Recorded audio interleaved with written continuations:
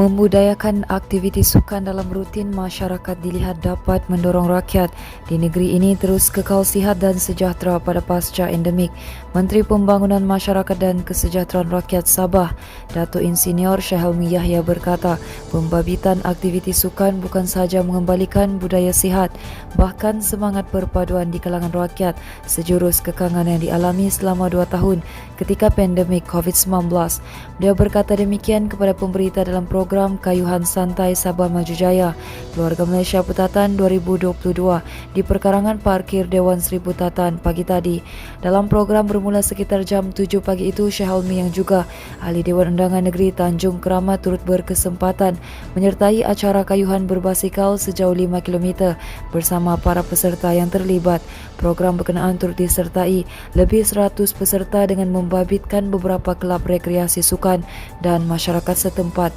Beliau dalam pada itu turut berharap acara sukan santai seperti program tersebut dapat diadakan dari semasa ke semasa sebagai usaha memupuk budaya sukan di daerah Putatan. Untuk rekod, program berkenaan merupakan anjuran pihak kelab kebajikan, sukan dan rekreasi Majlis Daerah Putatan bersama Jawatan Kuasa Keselamatan dalam Bandar Pekan Putatan.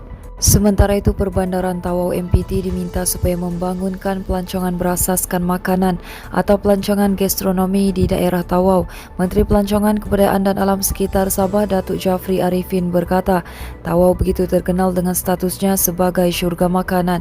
Hadir sama ialah Setiausaha Tetap Kementerian Pelancongan Kebudayaan dan Alam Sekitar Sabah, Datuk Sdn Muhammad Yusri Abdullah dan Presiden Majlis Perbandaran Tawau, Pang Piklim Joseph.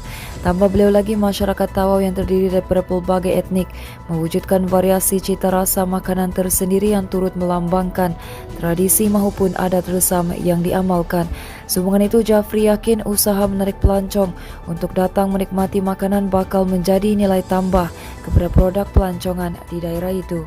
Seorang ibu terpaksa menahan sebab sebaik mendengar nama mendiang anak Eng Yiming 35 tahun yang diumumkan sebagai graduan pada Majlis Convocation UMS ke-23 hari ini. Yiming yang dilaporkan meninggal dunia tahun lalu selepas mengalami masalah jantung menjadi salah seorang penerima ijazah Dr. Falsafah PhD dalam bidang psikologi. Ibu kepada penuntut berkenaan Chang Lek Moy, 65 tahun, mewakili mendiang anaknya untuk mengambil sijil yang disampaikan yang di Pertuan Negeri Sabah Johar Mahiruddin. Lakmoy berkata dia sangat gembira kerana dapat memenuhi hasrat mendiang untuk hadir dan menerima scroll bagi pihaknya. Lakmoy berkata mendiang anaknya adalah seorang yang sangat rajin dan sangat cekal mencapai kejayaan dalam pendidikannya. Katanya mereka sekeluarga sangat berbangga kerana mendiang berjaya melangkah ke peringkat tertinggi walaupun sedang menderita penyakit jantung. Sementara itu, bercerita mengenai penyakit jantung yang dihidapi mendiang, Lakmoy berkata anaknya pernah menjalani rawatan pembedahan penggantian injap pada bulan September 2014. Untuk rekod, mendiang dianugerahkan ijazah secara anumerta dan salah seorang daripada 77 penerima ijazah Dr. Falsafah yang diraikan pada Majlis Convocation UMS ke-23. Manakala sebuah bilik darjah di Sekolah Kebangsaan Sebandil Papa rosak akibat kejadian tanah runtuh pagi tadi. Bagaimanapun, tiada kemalangan jiwa dilaporkan kerana sekolah tidak berpenghuni berikutan cuti hujung minggu. Jurucakap Pusat Gerakan Operasi Jabatan Bomba dan Penyelamat Malaysia Sabah berkata pihaknya menerima panggilan bencana tanah runtuh pada jam 9.36 pagi. Katanya seramai 7 pegawai dan anggota bersama jentera dan unit bantuan perkhidmatan kecemasan dari Balai Bomba dan Penyelamat Papar dikejarkan ke lokasi kejadian. Katanya siasatan mendapati kejadian bencana tanah runtuh telah mengakibatkan kerosakan dinding sebuah bilik darjah di SK Sebandil.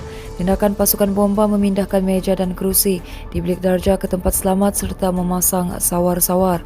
Menurutnya, pemeriksaan seterusnya dilakukan bagi memastikan tidak ada bahaya di lokasi kejadian. Katanya tidak mangsa terbabit dilaporkan dan operasi ditamatkan pada jam 10.15 pagi tadi. Seterusnya, seorang lelaki maut selepas kenderaan yang dipandunya hilang kawalan sebelum terbalik beberapa kali ketika menuruni bukit di Jalan Kota Belut, Kota Marudu malam tadi. Dalam kejadian jam 9 malam itu, dua lelaki juga penumpang Proton Saga berkenaan terselamat namun dilaporkan mengalami cedera termasuk seorang parah. Ketua Polis Daerah Kota Belud, Superintendent Syahrudin Mat Husin berkata, dalam kejadian berkenaan pemandu yang maut berusia 40 tahun, manakala dua lagi penumpang masing-masing berusia 33 dan 39 tahun. Katanya pemandu dan penumpang hadapan dilaporkan turut tercampak keluar dari kenderaan sebelum terjatuh di dalam parit di laluan bertentangan. Hasil siasatan awal, kenderaan ketiga-tiga mangsa didapati bergerak dari arah kota Marudu menghala ke kota Kinabalu. Bagaimanapun sebab tiba di lokasi kejadian ketika menuruni bukit, pemandu dipercayai gagal mengawal kenderaan sehingga terbalik beberapa kali dan masuk ke dalam parit konkrit. Syarudin berkata pemandu disyaki meninggal dunia di lokasi kejadian, manakala dua lagi mangsa yang cedera terus dibawa ke hospital Kota Blut untuk mendapatkan rawatan lanjut. Teruskan bersama kami di asoka.com, berita komprehensif.